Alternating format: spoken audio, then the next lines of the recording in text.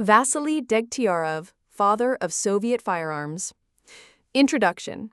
In the long history of modern warfare, a handful of names stand out as architects of entire generations of weaponry. In the United States, John Browning occupies that role, a man whose creations defined American firepower for decades. In Germany, Hugo Schmeisser and his peers reimagined small arms during the tumultuous years of two world wars. In the Soviet Union, there was no single figure more foundational to the creation of its arsenal than Vasily Alexeyevich Degtyaryov. To Western observers, Degtyaryov's name is not always as familiar as Kalashnikov's. After all, the AK-47 became a global icon of conflict, plastered across television screens and stamped onto flags and posters. But in reality, Kalashnikov's rise would not have been possible without the tradition established by Degtyaryov. He was the Soviet Union's first great modern firearms designer, a man who created the backbone of Red Army firepower during its most formative decades. As an American weapons analyst, I have always found Degtyaryov fascinating, not only because of the guns that bear his name, but also because of what he represented, a philosophy of design deeply rooted in the realities of the Soviet system. His guns were not built to impress in competitions or win medals in shooting matches. They were built to be manufactured cheaply, operated by conscripts with minimal training, and function reliably under the harshest conditions imaginable. His story is also the story of Russia itself in the 20th century, a peasant boy who rose to prominence in a society that was tearing itself apart and reinventing itself at the same time. He lived through the collapse of the Russian Empire, the chaos of the revolution, and the rise of the Soviet state. Through it all, he devoted his life to creating weapons for that state, becoming, in the words of many Soviet soldiers, the father of Soviet firearms. This essay will trace the life and legacy of Vasily Degtyaryov in detail. We will begin with his humble origins, follow his rise during the revolution and the early Soviet years, analyze his most important designs, from the DP-28 light machine gun to the DShK heavy machine gun and the PTRD-41 anti-tank rifle, and finally, consider his lasting influence on later designers like Simonov and Kalashnikov. By the end, I hope to show why Degtyaryov deserves recognition not only as a Soviet hero, but as one of the most consequential gun designers in world history. Early life and formation. Vasily Alexeyevich Degtyaryov was born on January 2, 1880, in the small village of Tula province, deep in the Russian heartland. His family were peasants, part of a vast class of rural laborers who lived lives of hardship and subsistence. In the Russia of the late 19th century, opportunity was scarce for children born into such circumstances. Education was limited, and most boys were expected to remain tied to the land. Yet Tula province held a special distinction. It was home to Russia's primary center of arms manufacturing. For centuries, the city of Tula had produced muskets, rifles, and pistols for the Russian state. This proximity meant that even a peasant boy like Vasily could aspire to enter the arms workshops, where skilled craftsmen and apprentices maintained traditions stretching back to Tsarist times. Degtyaryov's early years were marked by an aptitude for mechanical work. Accounts from those who knew him describe a boy who was quiet, diligent, and fascinated by machines. He was not a prodigy in the way we sometimes imagine genius inventors. Rather, he was persistent and meticulous, qualities that would later make him a master of functional design. In his youth, he managed to secure work at the Tula arms plant, one of the most important industrial sites in Imperial Russia. There, he was exposed to the world of firearms production, the forging of barrels, the machining of receivers, the assembly of locks and triggers. For a young man of limited formal education, this workshop was the equivalent of a university.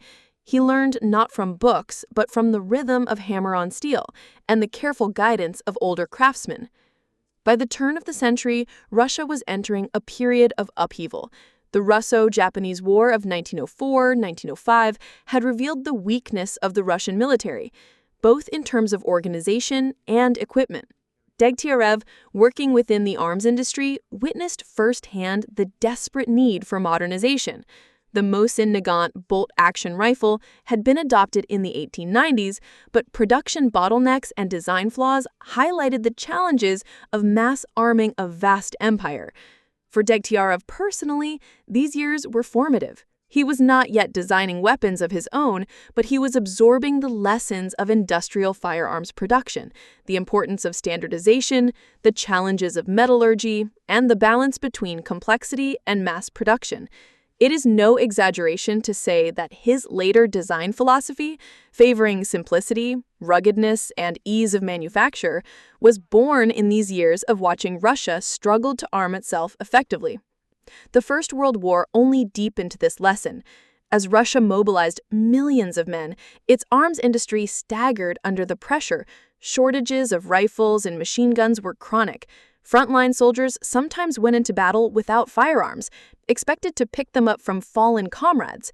For Degtyaryov, still working in the arms industry, this was a vivid demonstration of what mattered most in wartime. Not elegant designs, but the ability to produce vast quantities of reliable weapons quickly. By the time of the Russian Revolution in 1917, Degtyaryov was already a respected technician and machinist, though not yet a famous designer. The collapse of the old regime and the rise of the Bolsheviks created chaos, but also opportunity. The new Soviet state was desperate for loyal, skilled individuals who could provide it with the tools of war. Degtyaryov, a man of humble origins with no ties to the aristocracy, was perfectly positioned to rise. In 1919, he was invited to work at the Kovrov Arms Factory, one of the emerging centers of Soviet weapons development. There, he came under the mentorship of Vladimir Fyodorov, a pioneering Russian arms designer known for creating the Fyodorov automat, often considered one of the world's first assault rifles. Fyodorov recognized Degtyaryov's talent and helped guide him into the world of design. It was this partnership that launched Degtyaryov's career as a creator rather than merely a machinist. From this point on, Degtyaryov's trajectory was set. He would become one of the leading figures of Soviet arms design, producing weapons that would define the Red Army for decades. But it is crucial to remember his roots. He was not a university-trained engineer. He was not a man of privilege or theory. He was a peasant boy who had grown up with machines in his hands, forged in the workshops of Tula, tested in the crucible of war and revolution. This background shaped every weapon he ever built. The Russian Revolution of 1917 was more than a political upheaval. It was also a technological and industrial reorientation that demanded new ways of arming a vast conscript army. For Vasily Degtyaryov, this period represented both opportunity and immense pressure.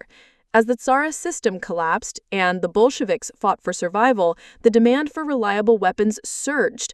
Suddenly, engineers and mechanics who had previously worked in relative obscurity were thrust into positions of great responsibility.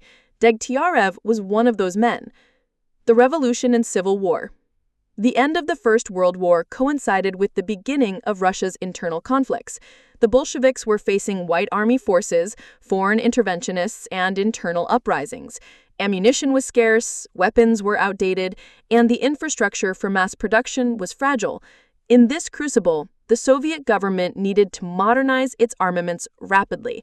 Degtyaryov, who had then accumulated valuable experience at the Tula and Sestrowitz arms plants, found himself aligned with the revolutionary cause. His engineering talent, coupled with his pragmatic design philosophy, matched the Bolsheviks' urgent need for functional weapons rather than elegant prototypes. The Civil War years thus acted as a proving ground for Degtyaryov's ability to work under extreme pressure, producing designs that were simple, manufacturable, and effective under extreme conditions. Kovrov Arms Plant and the rise of a designer. In the early 1920s, the Soviet leadership identified the Kovrov machine gun plant as a central hub for small arms development. Degtyaryov relocated there and began assembling a team of designers, machinists, and technicians who would later form the backbone of Soviet weapons engineering. At Kovrov, he gained not only resources, but also institutional support. The plant became a kind of laboratory for innovation. but one that never lost sight of practicality.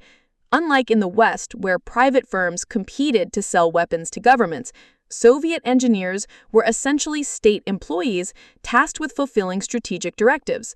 This meant Degtyaryov had both a stable position and the burden of responsibility. Failure was not an option, especially under the political scrutiny of the new regime.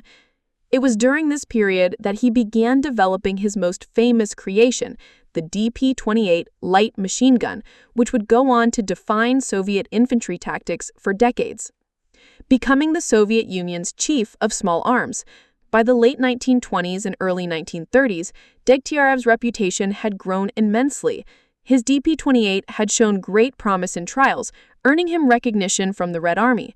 Unlike some designers who became marginalized or even persecuted during Stalin's purges, Degtyaryov